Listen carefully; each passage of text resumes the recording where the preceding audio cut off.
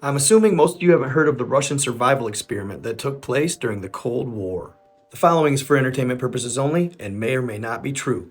I just present the information and let you decide.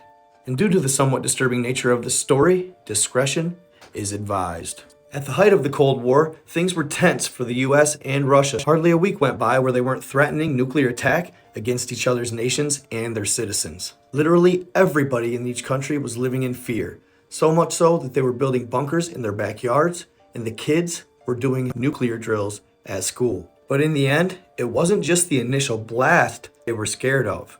It was the fallout, the radiation poisoning that would ensue. So as a result, knowing about this toxic fallout, Russia began doing experiments on mostly local wildlife at first.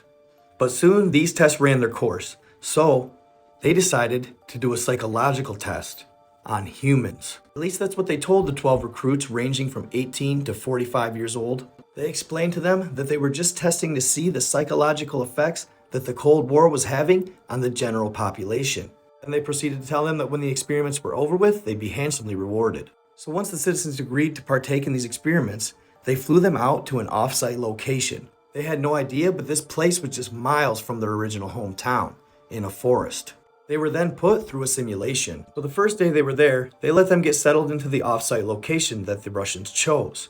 And the second day is when the experiments began. It would start in the early morning hours. They'd wake up the subjects and call them to a meeting. In this meeting, they would inform them that a nuclear bomb went off and it killed everybody within a 1,200-mile radius. So everyone they knew basically was gone.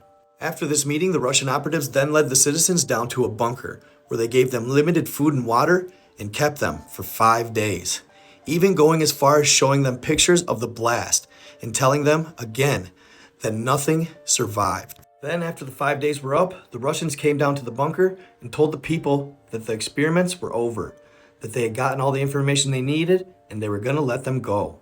So that evening, they gave them a few items to survive with and released them into the forest. But little did the subjects know the actual experiments had only just begun. See, the section of the forest that they released them in was that same section that they were doing radiation testing on animals in. This was because one of the creatures that they were doing the testing on had a different response than the others to the radiation. Now, it's not clear whether or not they were doing any testing on humans in this area, but it's safe to say that the likelihood is high. After being exposed to massive amounts of radiation, this individual turned into something of nightmares. It got to the point where they could no longer control the beast, and he was becoming a hazard to the workers that were experimenting on him. And of course, being Russia, they didn't want to waste any good opportunity, so they released this creature into thousands of acres of forest, where they could watch it and study it, how it reacted and how it survived. It evolved and adapted to its environment quickly. It began feeding on the other animals that had radiation poisoning, but had no ill effects on it. Eventually, it reached a point where they believed that they could possibly use these things for war. They realized that the only test left was to introduce it to humans. So they recruited these unknowing subjects who at the time didn't realize what they were about to face. This was said to be one of the last pictures taken of one of the 12 subjects in the forest.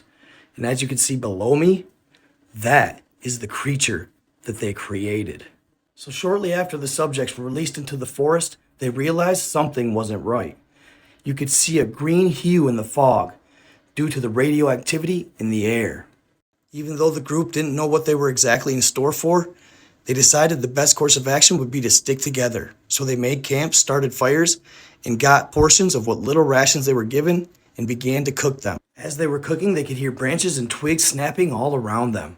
And it wasn't long before they heard something sinister.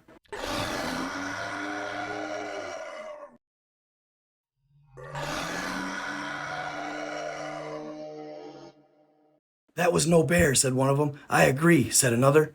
Nor was it a wolf, said a third. Just stay close to the fire and we'll be all right. So that they did. The next morning came and everybody was accounted for. They began packing up their things and they were going to head due north because they figured that was the only way they could go where they may reach civilization. As they were finishing packing things up, one of the females said, "Oh, look, a deer." Everybody looked up and they couldn't believe what they were seeing. It was a normal everyday looking deer, until a couple seconds later, when it turned its head, they were mortified. On the other side of its head, it was completely deformed. They were staring at it in disbelief. Some of them started crying out, wishing they were home with their families. And that's when again, they heard the sound. They quickly turned to look towards the source of the sound, and there it was. A dark figure looming in the shadows. It stood upright, and its body type were that of a human, but it was no man. They could see as it exhaled each breath. Its head was bald on top, but had splotches of hair all over. Its eyes dark and large. His face was deformed and his mouth jagged, with teeth sharp as razors. Then slowly the creature started making its way towards them, its gait much like that of a human's. It started out as a slow walk, then to jog. Run! They ran in any direction that they could, but he quickly picked up his pace. The oldest and slowest of the group fell behind, but it wouldn't have mattered, as this creature had to have been running up to 40 miles an hour. The creature brought him to the ground with immense strength. He slammed on the dirt, and he sank his teeth into his back shoulder. Some of them looked back as the creature yelled out instinctively. He had his next meal. He seemed satisfied and stopped chasing the others. They all ran until they could run no more. Some of them what seemed to be miles. But quickly they realized they had all split up during the encounter. All of the group had seemed to stay with either one or two other people, except for one man. And over the course of the week, the creature, one by one, would pick off all the other groups, except for this lone individual who was in his mid-20s and had been practicing survival with his father his entire life. He was a hunter and he was in good shape. As the beast was preoccupied with the others, he was able to make his escape. But this individual has never came forward about his experience. So unfortunately, since the only survivor of the group never came forward, this story has never been verifiable. He'd be in his late 60s, early 70s today. And this story brings me to the next subject I'm going to cover. What's behind the missing people at the national parks?